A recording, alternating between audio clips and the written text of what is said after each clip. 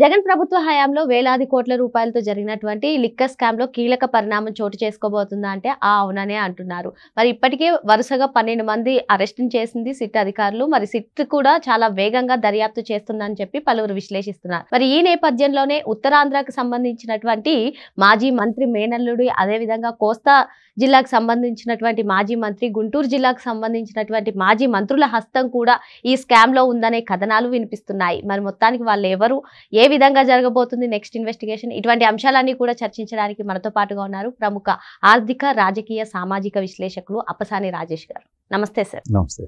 AP liquor scam రోజుకొక సంచలనం sir. మరి ఈ నేపథ్యంలోనే ఉత్తరాంధ్రకు సంబంధించినటువంటి మాజీ మంత్రుడి మేనల్లుడి ప్రమేయం, అదేవిధంగా గుంటూరు జిల్లా మాజీ మంత్రి, కోస్తా జిల్లా మాజీ మంత్రి ప్రమేయం ఉందంటూ పలు కథనాలు అయితే వస్తున్నాయి. ఎవరంటారు, ఏం జరగబోతుందంటారు, తాడేపల్లి ప్యాలెస్ తలుపు కొట్టబోతున్నారు నెక్స్ట్ వాళ్ళే అనుకునేటువంటి నేపథ్యంలో సజ్జల భార్గవరెడ్డి పేరు రావడం, ఇటువంటి మాజీ మంత్రులుగా వ్యవహరించినటువంటి వాళ్ళ కుటుంబ సభ్యుల పేర్లు బయటకు రావడం ఏ విధంగా చూడాలంటారు? ఇక్కడ గమనించుకోవాల్సింది ఏంటంటే, మొన్న శనివారం రోజు కేసులో ప్రధాన ముద్దాయిలుగా ఉన్న నాటి జగన్మోహన్ రెడ్డి గారి ఓఎస్డి కృష్ణమోహన్ రెడ్డి, నాటి జగన్మోహన్ రెడ్డి గారి పిఏ ధనంజయ రెడ్డి, అలాగే జగన్మోహన్ రెడ్డి గారి సతీమణి ఫైనాన్షియల్ అఫైర్స్ అన్ని చూసే గోవిందప్ప బాలాజీ, భారతీయ సిమెంట్స్ లో పర్మనెంట్ డైరెక్టర్, ఈ ముగ్గురికి బెయిల్ వచ్చిన తర్వాత నిన్నటి నుంచి అంటే ఆల్మోస్ట్ మొన్న బెయిల్ వచ్చిన దగ్గర నుంచి కూడా రకరకాల స్పెక్యులేషన్స్ నడుస్తా ఉన్నాయి. ఇక సిట్ ద్వారా జరుగుతున్న విచారణకు మంగళం పాడేసినట్టే. జగన్మోహన్ రెడ్డి గారిని ఇప్పటి వరకు టచ్ చేస్తారు, తాడేపల్లి ప్యాలెస్ తలుపులు తట్టబోతున్నారు అనుకుంటున్నవన్నీ కూడా ఇక పుకార్లే. కేసు ముగించేశారు, జగన్మోహన్ రెడ్డి గారి వరకు ఇక విచారణ జరగటం లేదు. కాబట్టి ఇవాళ ఈ ముగ్గురికి కూడా బెయిల్ వచ్చినాయి. అంటే ఈ ముగ్గురికి బెయిల్ రావడానికి ముందు పెద్దిరెడ్డి మిథున్ రెడ్డి గారికి ఉపరాష్ట్రపతి ఎన్నికల్లో ఓటు వేయటం కోసం మధ్యంతర బెయిల్ వచ్చింది. అంతకుముందు దిలీప్ అని చెప్పని ఇంకొక అతనికి బెయిల్ రావడం జరిగింది. దాంతో మీరు కేసు విచారణ జరుగుతుంది, జగన్మోహన్ రెడ్డి ప్రమేయం నిర్ధారణ అయిపోయింది, ఆయన్ని కూడా విచారణకి పిలవబోతున్నారు, ఆయన కూడా అరెస్ట్ కాబోతున్నారు అని చెప్పని రకరకాల ప్రచారాలు చేసుకుంటున్నారు తప్ప కేసు విచారణలో బలం లేదు. కాబట్టి వీళ్ళకి బెయిల్ వచ్చింది అని చెప్పని వైసీపీ ప్రచారం చేస్తుంది. అయితే ఈరోజు వార్తాపత్రికలో వచ్చిన కథనాలు భిన్నమైన కథనాలు. ఒక పక్క బయటేమో రకరకాల స్పెక్యులేషన్స్, కేసు విచారణ ముగించేశారు, జగన్మోహన్ రెడ్డి తలుపు తట్టబోవటం లేదు అని. కానీ ఈ కేసు విచారణలో వెల్లడవుతున్న విస్తుగొలిపే వాస్తవాలు చూస్తుంటే ఇంకా ఎంతకాలం విచారణ జరగాలి, ఇంకా ఎంతమంది ప్రమేయం నిర్ధారణ అవబోతుంది అనేది రోజుకొక ట్విస్ట్ మనం వెలుగులోకి వస్తా ఉన్నాయి. రీసెంట్ గా చెవిరెడ్డి భాస్కర్ రెడ్డి గారి కొడుకు మోహిత్ రెడ్డి గారి కార్యాలయాల మీద జరిగిన దాడి తర్వాత చిత్తూరు వైసీపీ ఎమ్మెల్యే అభ్యర్థిగా పోటీ చేసిన విజయానంద రెడ్డి ప్రమేయం వెలుగులోకి వచ్చింది. సజ్జల రామకృష్ణారెడ్డి కొడుకు భార్గవ రెడ్డి ప్రమేయం వెలుగులోకి వచ్చింది. దాంతో ఫ్రస్ట్రేట్ అయిపోయి సజ్జల రామకృష్ణారెడ్డి మొన్న ప్రెస్ మీట్ పెట్టి లోకేష్ని ఏ విధంగా దూషించారో చూసాం మనం. ఈరోజు మనకి ఒక ఇన్సిడెంట్ చెప్తాను నేను. చిరంజీవి గారిది కొండవీటి దొంగ అని ఒక సినిమా ఉంటుంది. ఆ సినిమాలో చిరంజీవి క్యారెక్టర్ ఉంటుంది, అలాగే ఈ కొండవీటి దొంగ క్యారెక్టర్ చూస్తాం మనం. ఈ కొండవీటి దొంగ గుర్రం మీద ఒక మేలు ముసుగేసుకొని ఆ ట్రాన్స్పరెంట్ ముసుగులో నుంచి ఆయన చిరంజీవి అని మనకందరికీ తెలుస్తూనే ఉంటుంది. కానీ అధికారులకు మాత్రం, విలన్లకు మాత్రం చిరంజీవి ఈ కొండవీటి దొంగ అని చెప్పని అర్థం కాదు. అంటే ఆ ట్రాన్స్పరెంట్ ముసుగులో ఎవరు ఉన్నారనేది వాళ్ళకి అర్థం కాదు. సినిమా చివరిలో క్లైమాక్స్ లో ఆ ముసుగు తీసినప్పుడే ఆయన పలానా అని అర్థం అవుతుంటది. అలాగే వాళ్ళ ఆంధ్రజ్యోతి రాసిన కథనంలో ఎవరిని ఉద్దేశించి ఆ వ్యాఖ్యలు చేశారనేది ఆ కథనం చదివిన ప్రతి ఒక్కరికి తెలుస్తూనే ఉంది. కానీ కొంత గోప్యత మెయింటైన్ చేశారు. మనం కూడా అదే విధమైన గోప్యత మెయింటైన్ చేద్దాం. ఎందుకంటే ఇవాళ శంకులో పోస్తే కానీ తీర్థం కాదు అన్నట్టుగా సిట్టు ద్వారా పలానా వాళ్ళు అని చెప్పని ప్రకటన చేసే వరకు మనం వాళ్ళ పేర్లు ప్రస్తావించే అవసరం లేకుండా కొంత మర్యాద మనం కూడా మెయింటైన్ చేద్దాం. ఏమని చెప్పింది వాళ్ళ ఆంధ్రజ్యోతి? ఉత్తరాంధ్ర ప్రాంతానికి సంబంధించిన ఒక కీలకమైన మాజీ మంత్రి మేనలుడు. ఎవరా మాజీ మంత్రి మేనలుడు?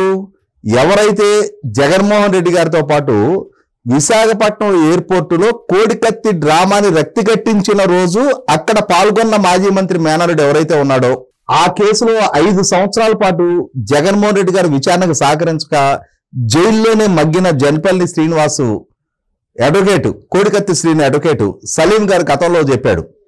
అయ్యా ఈ కేసులో జగన్మోహన్ రెడ్డి గారితో పాటు అక్కడ ఉన్న బొత్స సత్యనారాయణ గారి మేనలుడు చిన్ని, అతను కోడికత్తిని అతని చేతిలో ఉంది, పోలీసులు స్వాధీనం చేసుకోవాలి. ఆ కత్తితోటే కనుక శ్రీను జగన్మోహన్ రెడ్డి గారి మీద దాడి చేసుంటే దాన్ని ఇమ్మీడియట్ గా శ్రీను అదుపులోకి తీసుకున్న పోలీసులు ఆ కత్తిని స్వాధీనం చేసుకోవాలి. కానీ చిన్ని దగ్గర ఎందుకు ఉండిపోయింది? మరుసటి రోజు చిన్ని ఎలా పోలీసులకు దాన్ని హ్యాండ్ ఓవర్ చేశాడు? ఎందుకని ఇమ్మీడియట్ గా పోలీసులు దాన్ని స్వాధీనం చేసుకోవాలా? అసలు చిన్ని ప్రమేయం ఏంటి ఇందులో? చిన్నీని ఎందుకని విచారించలేదు ఇప్పుడు దాకా? అసలు ఇది డ్రామానా? ఈ శ్రీను ద్వారా నిజంగా జరిగిన దాడా? ఎందుకని ఆ కోణంలో ఇప్పుడు దాకా విచారించలేదు? జగన్మోహన్ రెడ్డి గారు కోర్టుకి సాక్షిగా తన వాంగ్మూలం ఇవ్వడానికి ఎందుకని రావట్లేదు? సాక్షిగా ఆయన కోర్టుకు వస్తే ఆ రోజు అక్కడ ఏం జరిగింది అనేది ఈ శ్రీను ఏ వాస్తవాలు బయట పెడతాడని చెప్పిన భయంతో ఈ చిన్ని ఈ జగన్మోహన్ రెడ్డి గారు సాక్షులుగా విచారణకు సహకరించడం లేదు. ఈ ప్రశ్నలకు ఎవరు సమాధానం చెప్పాలా? అంటే ఆ విధంగా కోడికత్తి డ్రామాని రక్తిగట్టించిన చిన్ని ఇవాళ మరి ఆ రోజు అక్కడ రక్తిగట్టించిన చిన్ని అని మనకందరికీ తెలుసు. అంతటి అంటే అవినాభావ సంబంధం జగన్మోహన్ రెడ్డి గారితో ఉన్న మాజీ మంత్రి మేనలుడు ఇవాళ ఈ జగన్మోహన్ రెడ్డి గారి ప్రభుత్వ హయాంలో జరిగిన ఈ మద్యం కుంభకోణంలో లబ్ధిదారుడు, అంటే ఒక రకంగా దోపిడీదారులందరినీ మనం లబ్ధిదారులుగా సంబోధిస్తున్నాం. ఈ వాటాలు అందుకున్నది ఆ చిన్ని, ఈ వీళ్ళు ఒకళ్ళేనని చెప్పని మనం అనుకోవాలా? అలాగే ఇంకొక మాజీ మంత్రి టీడీఆర్ కుంభకోణం మనకందరికీ తెలుసు. గోదావరి జిల్లాకు సంబంధించిన రైతుల్ని దూషించి తర్వాత అది దూషణ కాదు బుజ్జికన్నా అని చెప్పిన ముద్దు పిలుపు అని చెప్పని సమర్థించుకున్న ఆ మేలు ముసుగులో ఉన్న మాజీ మంత్రి ఎవరో మనకు అర్థమవుతానే ఉంది.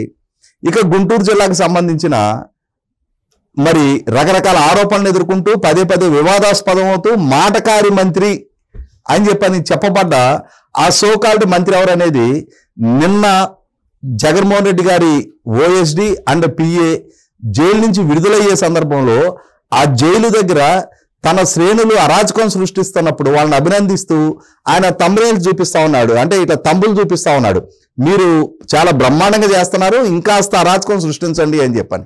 నైట్ డ్రెస్ లో ఆ జైలు దగ్గరకు వచ్చి ఆ మాజీ మంత్రి చేసిన హంగామా చూసాం మనం. కాబట్టి అదే మాజీ మంత్రి గురించి ప్రస్తావిస్తా ఉన్నారు. ఇంకొక ఆయన రాయలసీమ ప్రాంతానికి సంబంధించిన మాజీ ఎమ్మెల్యే మార్నింగ్ స్టార్, ప్రతిరోజు గుడ్ మార్నింగ్ అని చెప్పని శ్రేణులతోటి హడావుడి చేస్తూ హంగామా సృష్టిస్తూ అదే సందర్భంలో ఆహా ఎమ్మెల్యే అంటే ఇలా ఉండాలి కదా, ప్రజలకు ఇంత చేరువుగా ఉండాలి కదా అని చెప్పని ప్రచార ఆర్భాటం తప్ప తనకు దక్కిన పదవిని అడ్డం పెట్టుకొని చెరువులను ఆక్రమించి గుర్రపు స్వారీ ట్రాక్లు నిర్మాణం చేసుకున్న ఆ సోకాల్డ్ మాజీ ఎమ్మెల్యే కూడా ఈ లిక్కరు డబ్బు ముట్టిన దాంట్లో ఆయన కూడా భాగస్వామి అని చెప్పని నిర్ధారణ అవుతా ఉంది.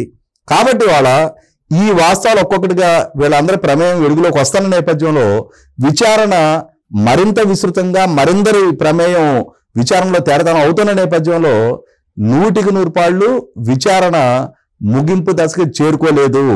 ఇంకా విచారణలో చాలా విస్తుగొల్పే వాస్తవాలు, చాలా ఎక్కువ మంది ప్రమేయం జగన్మోహన్ రెడ్డి గారి పాలనా హయాంలో జరిగిన ఈ దోపిడీని బహిర్గతం చేస్తున్న నేపథ్యంలో రేపు అంతిమంగా జగన్మోహన్ రెడ్డి గారి తలుపు తట్టేలోపుగానే ఇప్పటికి అరెస్ట్ అయ్యి జైలు పాలై ఉన్న నాయకులకి తోడుగా ఇంకా చాలా మంది ఈ జైలు యాత్రకి సిద్ధం కావడానికి సిద్ధంగానే ఉన్నారనేది మనకు అర్థమవుతా ఉంది.